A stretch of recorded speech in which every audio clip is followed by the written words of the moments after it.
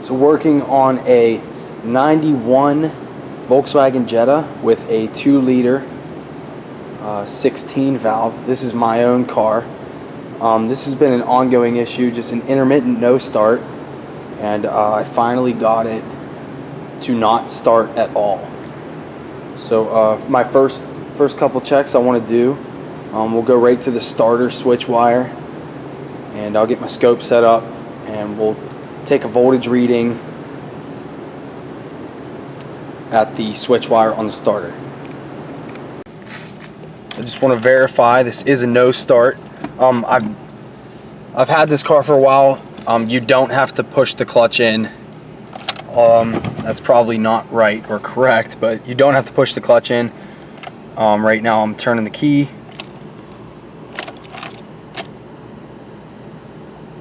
And nothing. So I'm gonna get my scope set up and see what kind of voltage reading we have on this switch wire. Alright, so down there lives the starter, my yellow lead. Going to that switch wire. And my other lead going to ground, and when I crank it or turn the key, we should have 12 volts or close to battery voltage. So let me get you focused on the scope. Alright, so I'm going to turn the key. Key's on right now, and I'm in the crank position. Nothing on there, key's off. Crank position. So nothing. We have nothing going to my starter. I guess it's time to get a wiring diagram. Alright, so I have my wiring diagram. Right here is my starter. Our wire that we are checking, the switch wire, technically would be our terminal 50. And we follow that up. It is going to go to, it goes two different ways. It goes this way, but when you follow this down right here, you go to this track 125. And these are the track numbers are down here at the bottom of the page. So go to this track 125, you follow this 125 up, and it goes to our starter interlock relay. So that's going to be our load side. So looking at this relay, our load side and our control side looks like they share a power. So it just jumps over from pin to pin. So this four gauge wire is definitely going to be our load side. But we're going to follow that through this relay, and our pin 10, or our track number 10, we follow that back. That's going to go right to our ignition switch. So what we can do right now is locate this starter interlock relay and do some voltage checks on our control side and load side when we're cranking the car over. Okay, so this is our, I guess, fuse and relay panel, which is inside the car. And according to this, so that 13 can be our radiator cooling fan after run relay, or 2-liter 16 valve, which is what we have, our starter interlock relay. So I'm going to go inside the car, try to locate this relay. Alright, so this is underneath the dash. There was like a white pin over here that I had to drop, and basically it just kind of slides out off of these hooks.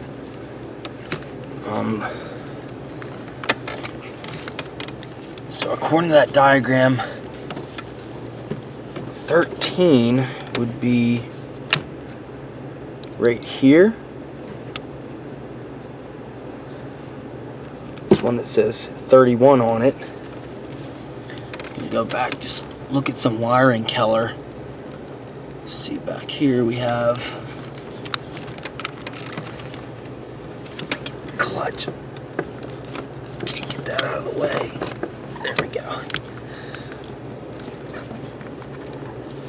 Alright, so this 13 is, let's see, we got, looks like 6 wires there. On our starter relay we only had 4. Our starter relay should have,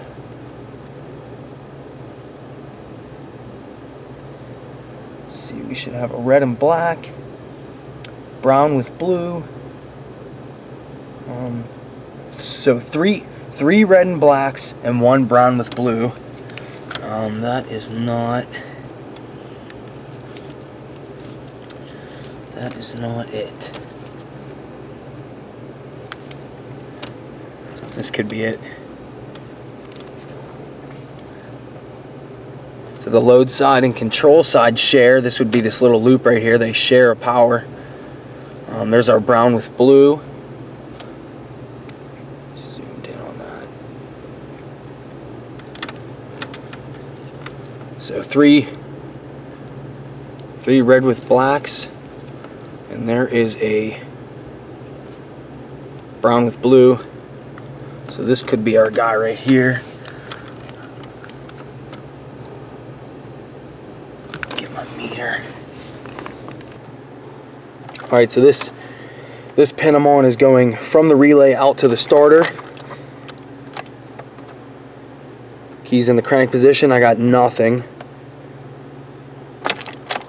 So what we need to do now, go to the other side.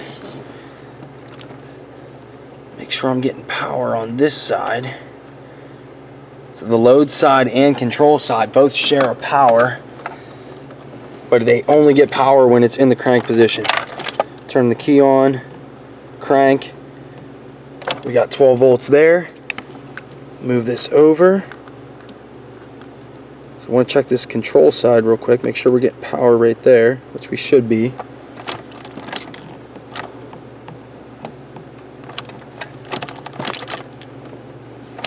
I think I'm making contact.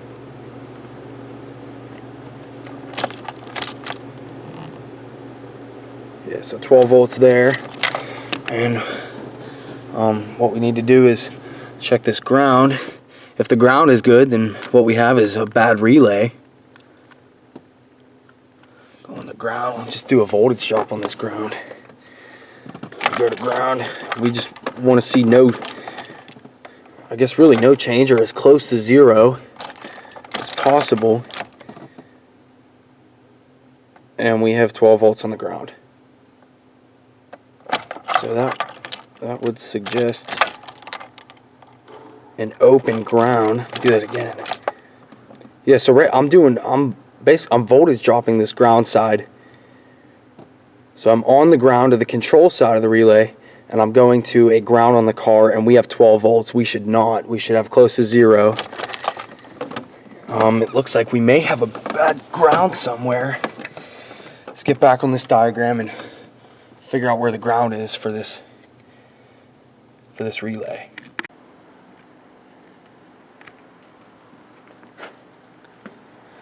Alright, so here's our starter interlock relay, and key in the crank position, we have 12 volts on this pin, we have 12 volts on this pin, and those come from the ignition. So that tells us our ignition switch is good. We have nothing going out to the starter when in the crank position. Turning the key to the crank position, our ignition feed to the load side and the control side is good. So then what we did is went on this ground side, and we have 12 volts on this brown and blue wire. We should not.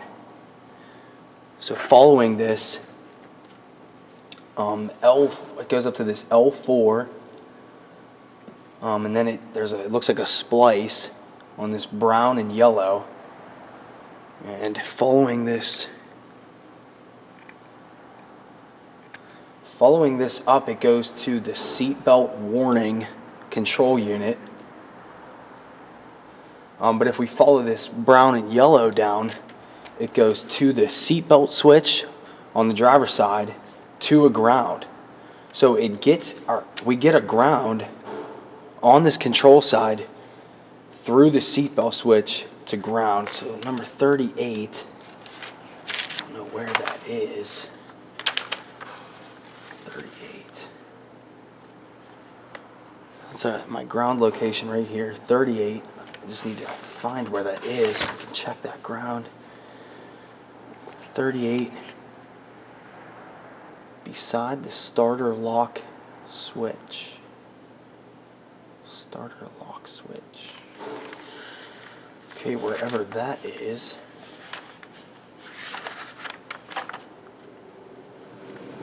I'm not sure where the starter lock switch is,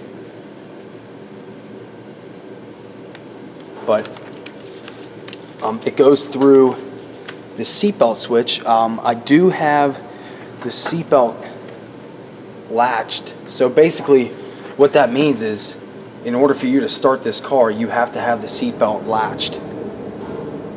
So possibly we could do some checks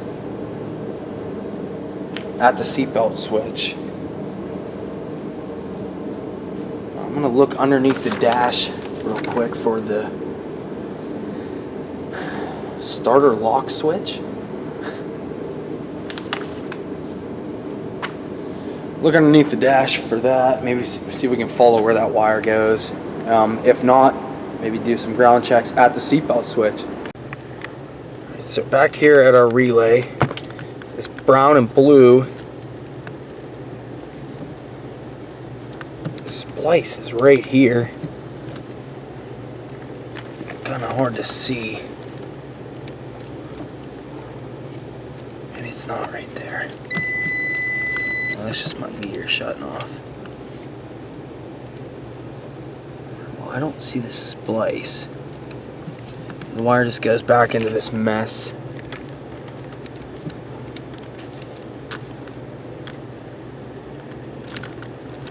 Starter lock switch. What is that?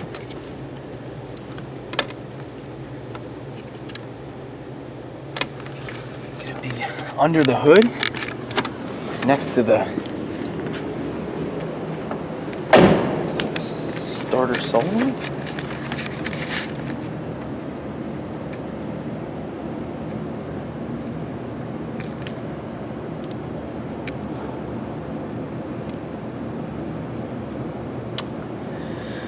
See anything under here, or some grounds, but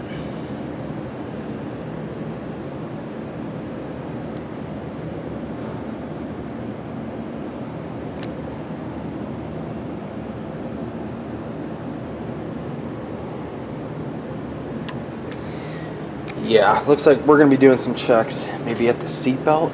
Might be easiest.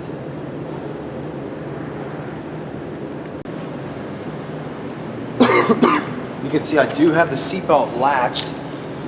So according to the diagram, there's a switch in here, and that's where we get our relay control side, or the control side ground for the relay. So if this is unlatched, the car shouldn't start.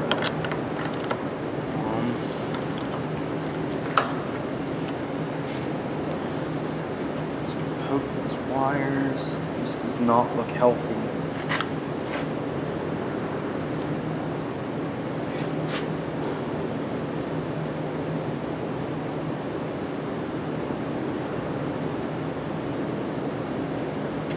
See these wires.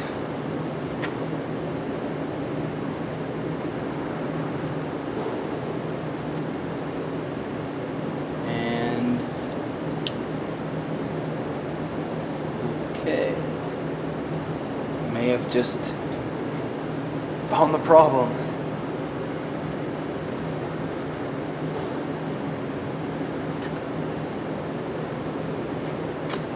Well, one of these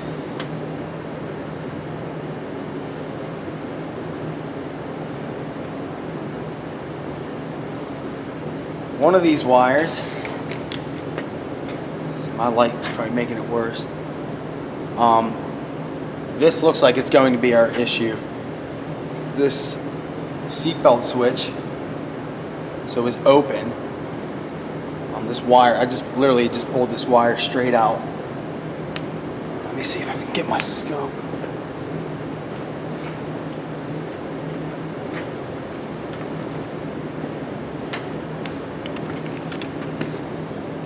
So basically one of these wires, I might get lucky.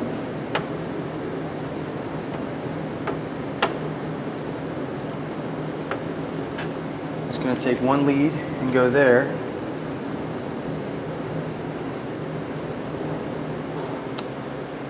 And that one pulled right out too. I bet you this is wrong. This is what's wrong with this car. Intermittent, it makes sense. Slamming the door.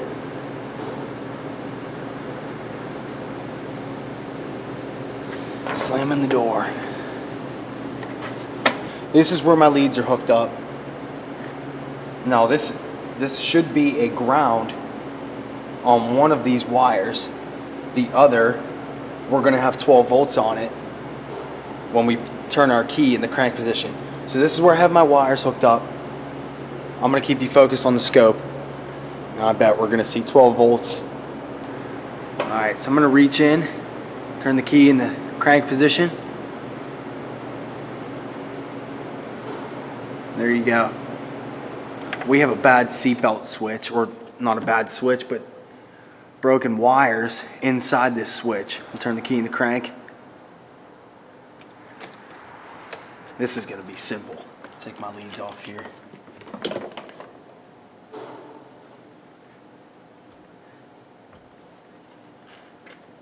I am going to just bypass this switch by simply just putting these two together.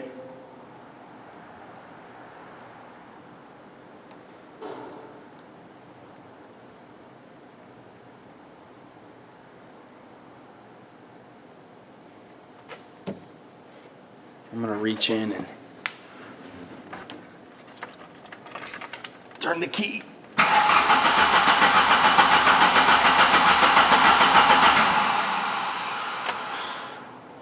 Oh, it cranks.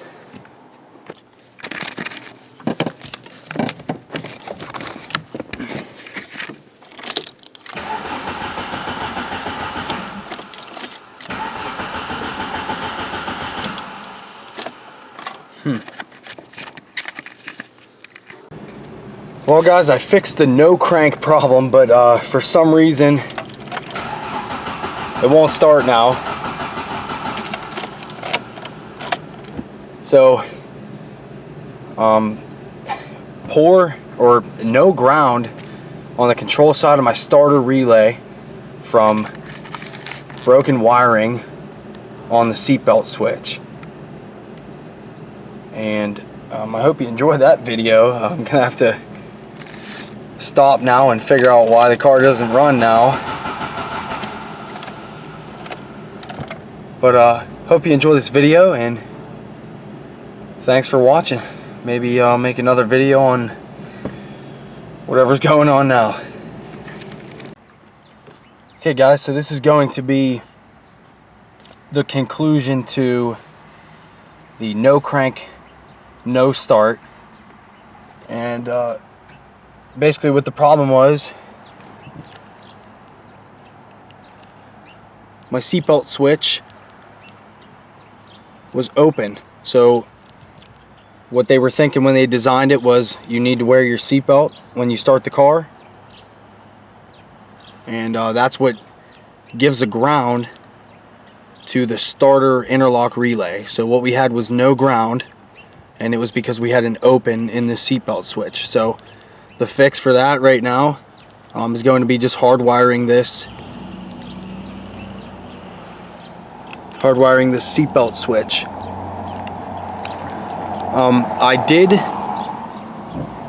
I did start to film the no start, because afterwards when I put the fuse box back up in the car was now cranking and it wouldn't start.